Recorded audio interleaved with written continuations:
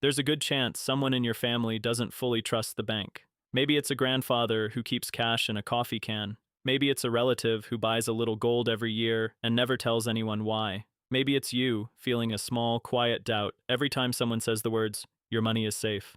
That doubt didn't come from nowhere. In America, it has a birthday. It comes from a single law signed by a president most Americans admire that did something almost no one talks about today. For 41 years, it was a federal crime for ordinary Americans to hold gold the way Frank did. Not stolen gold, not foreign gold, their own savings in metal, and the punishment was up to 10 years in prison. This is the story of the day the United States government told its own citizens to hand over their gold, and what that one decision quietly taught a generation about money. A lesson that 90 years later, you may still be living inside. To understand it, meet Frank. Frank isn't one specific man. He's stitched together from thousands of real Americans living through the winter of 1933. He's 52. He owns a small hardware store in Ohio. And like a lot of people that year, Frank has just watched something terrifying happen. The banks are failing, not one or two, thousands of them. By early 1933, Americans had watched their neighbors line up outside banks that simply never opened again, taking everyone's savings down with them. There was no safety net, no insurance on your deposits. If your bank died, your money died with it. So Frank did what millions of frightened people did. He stopped trusting paper. He took what savings he had left, and he turned them into the one thing that had held its value for 5,000 years: gold. A handful of gold coins, wrapped in cloth, hidden behind a loose brick in the fireplace. To Frank, this wasn't greed. This was the responsible thing to do, the smart thing. While the banks burned, his money was solid metal he could hold in his hand. For the first time in months, Frank slept well. He believed he'd done everything right, and that, the belief that he had finally outsmarted the chaos, is exactly what makes what happened next so hard to forget. Because the government had noticed people like Frank, and from their side of the desk, Frank wasn't being responsible.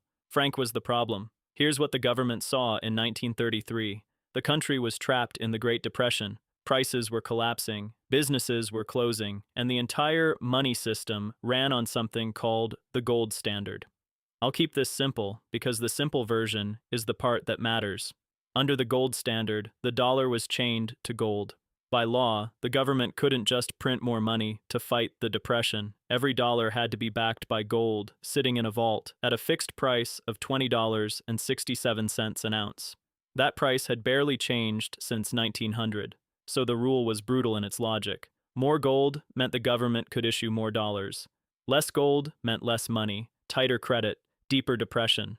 And what were scared people doing? The exact thing Frank did: pulling gold out of the banks and hiding it at home. Every coin behind every fireplace was a coin the government couldn't use to back new dollars. In their eyes, millions of francs were strangling the economy, one hidden coin at a time. So on April 5th, 1933, barely a month into his presidency, Franklin D. Roosevelt signed Executive Order 6102. The order had a polite, bureaucratic name: forbidding the hoarding of gold coin, gold bullion, and gold certificates. Read that name carefully. It wasn't a blanket ban on touching gold. It was a ban on holding monetary gold, coins, bullion, and gold certificates, with narrow exceptions for industry, dentistry, art, and rare collector pieces. A wedding ring was safe. A gold filling in your tooth was safe. The coins behind Frank's brick were not. For an ordinary saver like Frank, the legal nuance didn't matter. The effect was the same. The savings he had carefully turned into metal were no longer his to keep. So strip away the language, and the order said something staggering. Every American had to hand over almost all of their monetary gold to the government. By May 1st, 1933, less than a month later, the terms were specific. You turned your gold in at a Federal Reserve Bank. In return, you were paid in paper dollars at that official rate, $20.67 an ounce. You were allowed to keep a small amount, about $100 worth, plus those collector and industrial exceptions. And if you refused, a fine of up to $10,000, or up to 10 years in prison, or both. Let that number land. $10,000 in 1933 is worth somewhere around $240,000 today. That was the price of keeping your own gold. According to the order's own text, Section 9, you can read it yourself in the National Archives. The threat was real, and some people were prosecuted. So picture Frank again, the man who thought he'd done everything right. He reads the morning paper, and he realizes the safe, smart, responsible thing he did, hiding gold from the failing banks, is now a federal crime. He has 3 weeks to undo it. Now, and this is the part that turns this from a sad story into the story people actually remember. Most people complied. There were no door-to-door searches, no agents kicking in doors. Most Americans, like Frank, simply walked their coins to the bank because the law said to. Frank complied. He felt foolish for ever doubting his government, handed over his gold, and walked out with paper dollars at $20.67 an ounce. The law was the law. He told himself he'd been paid fairly. He'd done his duty. Large quantities of monetary gold flowed from private vaults, coffee cans, and fireplaces into the Federal Reserve. Frank's small stash was multiplied by millions. And here's the twist. The thing that, once you see it, you cannot unsee. Less than a year later, on January 30th, 1934, Congress passed the Gold Reserve Act, and changed the official price of gold. It raised it from $20.67 to $35 an ounce.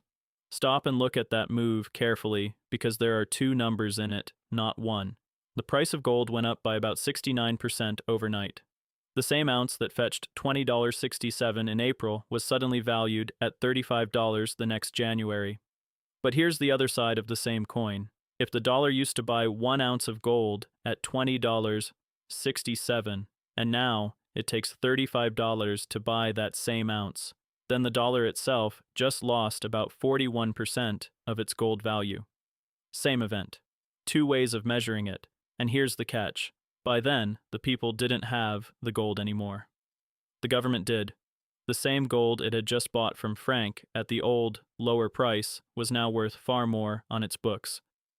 Frank was holding paper dollars, dollars that had just been devalued against gold by that very same act. The reward he'd been paid for his patriotism quietly lost a chunk of its purchasing power, while the metal he gave up climbed. Now, to be fair, this is contested ground, and a good video should say so. Supporters of the policy, then and now, argue it was an emergency move. The country was in deflation. Banks were dying.